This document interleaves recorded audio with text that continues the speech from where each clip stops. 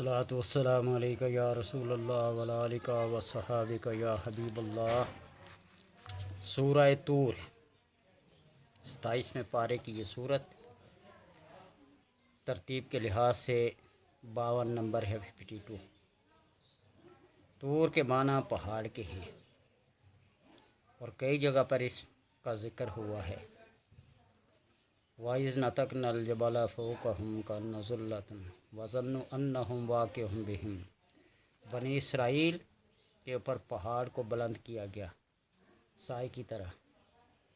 وَظَنُّوا أَنَّهُ وَاقِعٌ، اور یہ گمان کرنے لگے کہ وہ ان کے اوپر واقع ہونے والا گرنے والا ہے۔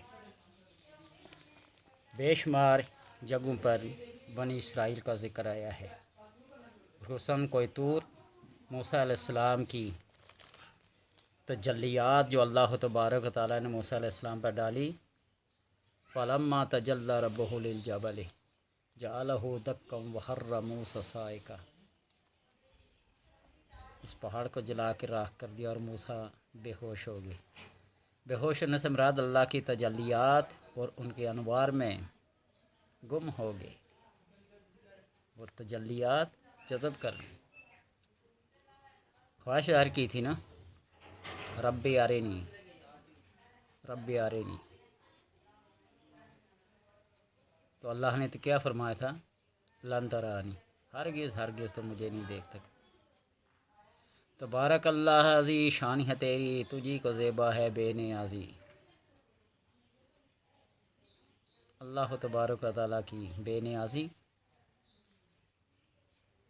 کہیں جوش لن ترانی اور کہیں تقاضے وصال کے۔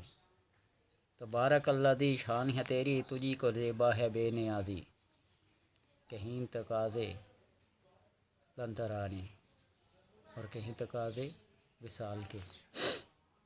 تو بہرحال کوہ طور وہ پاکیزہ پہاڑ جس کے اوپر اللہ تبارک و تعالیٰ نے اپنا تجلی ڈالا۔ موسیٰ علیہ السلام اس پہ جا کر ہم کلام ہوتے، اللہ سے باتیں کرتے، اور جو احکامات نازل ہوتے اسی جگہ پہ جا کر، ایک مخصوص جگہ پہ جا کر ان کو لینا پڑتے۔ ذہن اسی طرف جاتا ہے جسے طور سینا کہا جاتا ہے، اس کو طور سینا بھی کہا جاتا ہے۔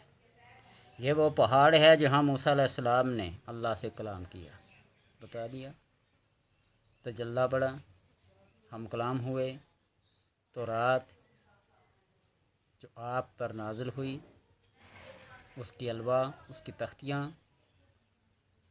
اللہ تبارک و تعالیٰ نازل کرتا، وہاں سے لے آتے، احکامات خداوندی اپنی امت تک پہنچاتے۔ اسی وجہ سے اس پہاڑ کی وجہ تسمیہ بن گئی طور۔ یہ ایلیہ کے قریب نزدیک مصر اور عقبہ کے درمیان ہے۔ بعض نے کہا کہ وہ جنت کے پہاڑوں میں سے ایک پہاڑ ہے، بعض نے کہا کہ طور سرسبز و شاداب پہاڑ کو کہتے ہیں۔ سریانی زبان میں طور کے یہی معنی ہیں۔ جو بھی اس کے معنی ہوں، وہ پاکیزہ اور مبارک پہاڑ جس پر اللہ کے نبی نے اپنے قدم مبارک رکھے اور اللہ تبارک و تعالیٰ کا کلام وہاں نازل ہوتا۔ اگر کسی شخص کو بچھو نے کاٹ لیا ہو، سانپ نے کاٹ لیا ہو، کسی زہریلے جانور نے کاٹ لیا ہو، کسی حشرات الارض، بچھو، سانپ وغیرہ اور دیگر کئی چیزوں نے کو کاٹ لیا ہو، تو سورہ طور کو پڑھ کر پانی پہ دم کر کے بچھو کے کاٹنے کی جگہ پہ یا کسی بھی زہریلے جانور کی کاٹنے کی وجہ سے جو اسے درد ہو رہی ہے، جو زہر ہو رہا ہے، اس پر چھڑکاؤ کیا جائے تو اللہ تبارک و تعالیٰ شفا دیتا ہے، درد ختم ہو جاتا ہے۔ اگر کاٹنے کے بعد بچھو بھاگ گیا ہو تو مر جائے گا اس کلام کی وجہ سے۔ کاٹ کے بھاگ گیا ہو، پڑھ کے دم کر کے اس جگہ پہ چھڑکاؤ کر دو، بچھو جہاں بھی گیا ہوا مر جائے گا، بچے گا نہیں۔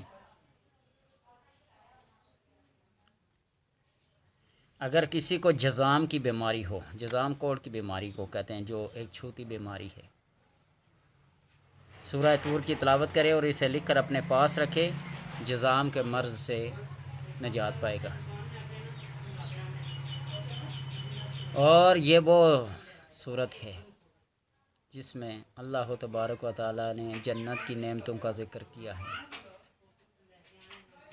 اور پھر جو نبی اکرم صلی اللہ علیہ وسلم کو لوگ جادوگر، شاعر، کاہن وغیرہ وغیرہ کہتے تھے، تو اللہ تبارک و تعالیٰ نے ان کی نفی فرمائی ہے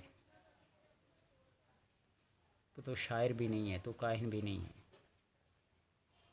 یہ جو کہتے ہیں وہ نہیں ہے، تم تو اللہ کے نبی ہو، اللہ کے رسول ہو، اور اللہ نے ان سب کا رد کیا ہے۔